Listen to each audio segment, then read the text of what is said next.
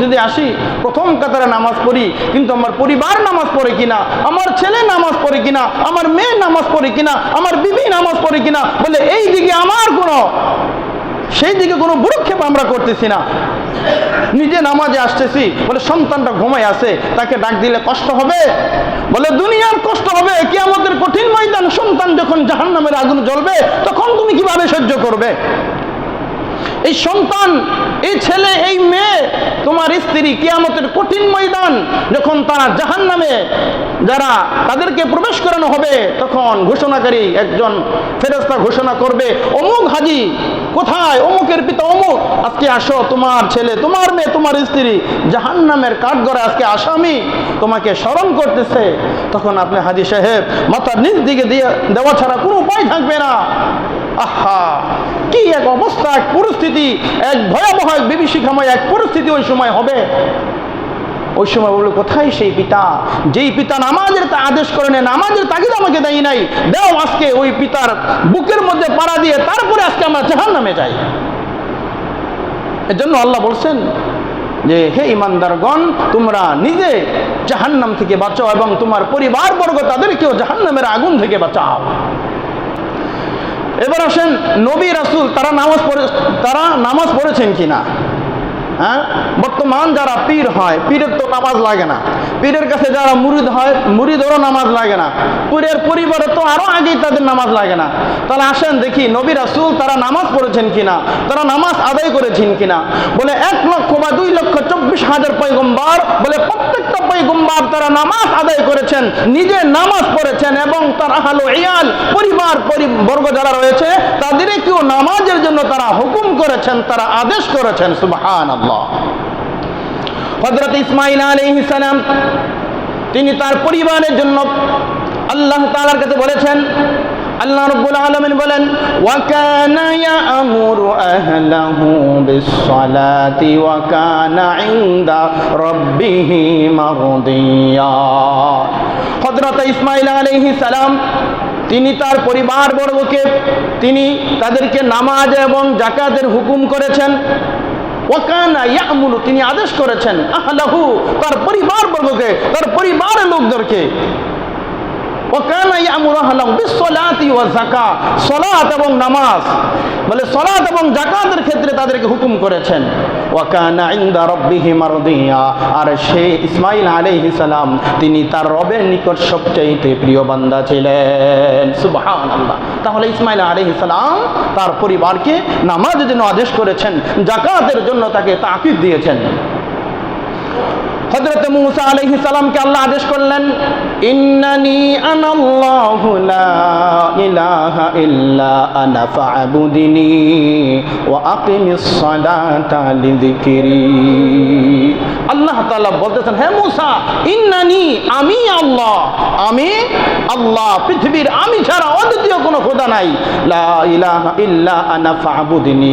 সুতরাং হে মূসা পয়গম্বর, তুমি আমার আল্লাহর ইবাদত করো, আমি ছাড়া কোনো গায়রুল্লাহর ইবাদত তুমি করবে না। ওয়াকিমিস সালাতা লিযিকরি, এবং আমার শরণার্থে তুমি আমাকে স্মরণ করো। তাহলে ইবাদত হবে একমাত্র লিল্লাহিয়াতের জন্য। আমার ইবাদত কোনো খাদার জন্য হবে না, আমার ইবাদত কোনো গাদার জন্য হবে না, আমার ইবাদত কোনো পীরের জন্য হবে না, আমার ইবাদত কোনো মুর্শিদের জন্য হবে না, আমার ইবাদত কোনো মানুষের জন্য হবে না, আমার ইবাদত হবে একমাত্র আল্লাহ তাআলার জন্য।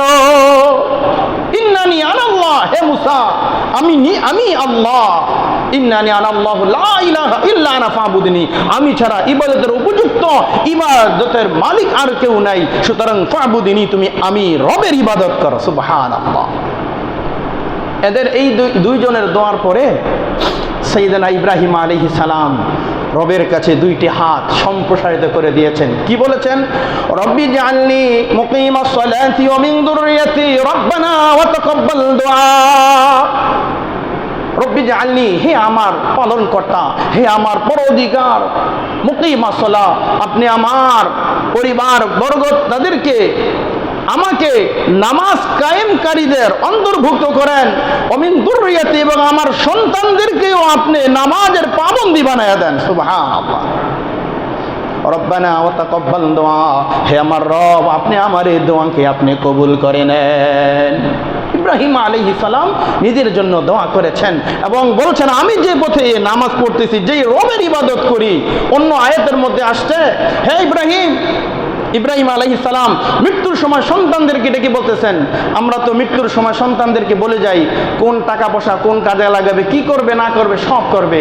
আর ইব্রাহিম আলাইহিস সালাম সন্তানদেরকে ডেকে বলতেছেন, হে আমার পুত্রদ্বয়, হে আমার সন্ততিরা, আমি মৃত্যুর পরে তোমরা কার ইবাদত করবে? আমার মৃত্যুর পরে তোমরা কার ইবাদত করবে?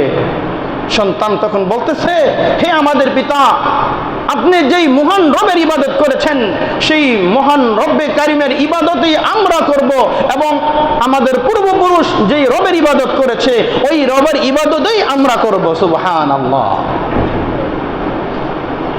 তিনজন পয়গম্বরের পরে আল্লাহ তাআলা এবার তার প্রিয় হাবিব জনাবে মুহাম্মদুর রাসূলুল্লাহ সাল্লাল্লাহু আলাইহি ওয়াসাল্লামকে খুব সুন্দরভাবে আল্লাহ তাআলা বলতেছেন, হে হাবিব আপনি আপনার পয়গম্বর, হে হাবিব আমার পয়গম্বর, আপনার অধীনস্থ যারা রয়েছে আহলে পরিবার তাদেরকেও আপনি নামাজের আদেশ করেন। আল্লাহ রাব্বুল আলামিন সর্বশেষ বলতেছেন, ওয়া'মুর আহলাকা বিস-সালাতি ওয়াসবির আলাইহা লা নাসআলুকা রিজকা নাহনু নারযুকুকা ওয়াল আকিবাতু লিত-তাকওয়া। আল্লাহ তাআলা বলতেছেন ওয়া'মুর, আল্লাহ আদেশ করেছেন আমরের ঠিকা, ওয়া'মুর আহলাকা বিস-সালাহ, হে আমার নবী মুহাম্মদ সাল্লাল্লাহু আলাইহি ওয়াসাল্লাম আপনি আপনার পরিবার বর্গদেরকে নামাজের আদেশ করেন, আপনি তাদেরকে নামাজের তাকিদ করেন আপনি। সুবহানাল্লাহ। ওয়া'মুর আহলাকা বিস-সালাহ ওয়াসবির আলাইহা, এবং আপনি নিজেও নামাজের পাবন্দী হয়ে যান। এমন না পরিবার বর্গকে নামাজের তাকিদ করতেছেন, নামাজের আদেশ করতেছেন, আপনি নামাজ পড়েন না, এমন না। ওয়াসবির আলাইহা, এবং আপনি নিজেও নামাজের ক্ষেত্রে অবিচল হন, কায়েম হন, নিজেও এই নামাজের মধ্যে আপনি মনোনিবেশ করেন। লা নাসআলুকা রিজকা, ওগো হাবিব আমি আল্লাহ আপনার কাছে কোনো রিজিক চাই না, আপনি আমাকে রিজিক দিবেন বলে এটা আমি আপনার কাছে চাই না। নাহনু নারযুকুকা, বলে আমি তো আল্লাহ, আমি তো আপনাদেরকে রিজিক প্রদান করে থাকি। সুবহানাল্লাহ। ওয়াল আকিবাতু লিত-তাকওয়া, আর এটাই মুত্তাকিদের জন্য সবচেয়ে বড় সফলতা। তাহলে আল্লাহ তাআলা এই আয়াতে কারিমার মধ্যে বলতেছেন যে হে হাবিব আপনি নিজে নামাজ পড়েন এবং পরিবার বর্গকে নামাজের আদেশ করেন। তাহলে সমস্ত নবী রাসূল সকলেই নামাজ পড়েছেন, আমাদেরকে নামাজ পড়তে হবে, আমাদের পরিবার বর্গ যারা রয়েছে তাদেরকেও নামাজের আদেশ করতে হবে।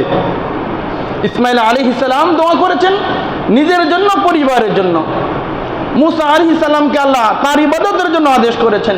ইব্রাহিম আলাইহিস সালাম রব্বে কারীমের কাছে নিজের জন্য সন্তান সন্ততির কাছে দোয়া চেয়েছেন।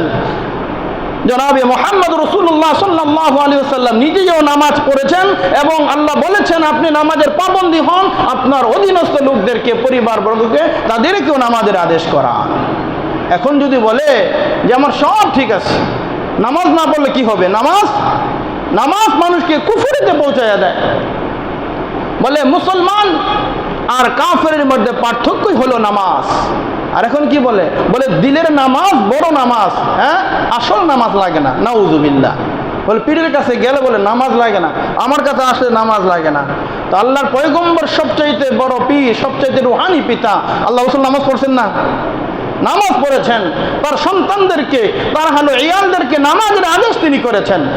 আল্লাহ বলছেন ইয়া আইয়ুহাল্লাযীনা আমানু কু আনফুসাকুম ওয়া আহলিকুম নারা, হে ঈমানদারগণ তোমরা নিজে বাঁচো, ওয়া আহলিকুম নারা, এবং তোমাদের আহলদেরকে জাহান্নামের আগুন থেকে বাঁচাও।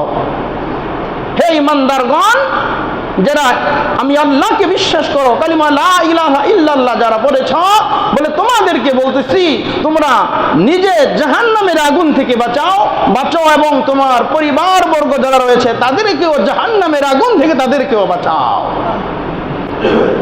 এর জন্য আমি নিজে মসজিদে আসি, প্রথম কাতারে নামাজ পড়ি, কিন্তু আমার পরিবার নামাজ পড়ে কিনা, আমার ছেলে নামাজ পড়ে কিনা, আমার মেয়ে নামাজ পড়ে কিনা, আমার বিবি নামাজ পড়ে কিনা, বলে এই দিকে সেই দিকে কোনো ভ্রুক্ষেপ আমরা করতেছি না। নিজে নামাজে আসতেছি, বলে সন্তানটা ঘুমায় আছে, তাকে ডাক দিলে কষ্ট হবে? বলে দুনিয়ার কষ্ট হবে, কিয়ামতের কঠিন ময়দান সন্তান যখন জাহান্নামের আগুন জ্বলবে তখন তুমি কিভাবে সহ্য করবে?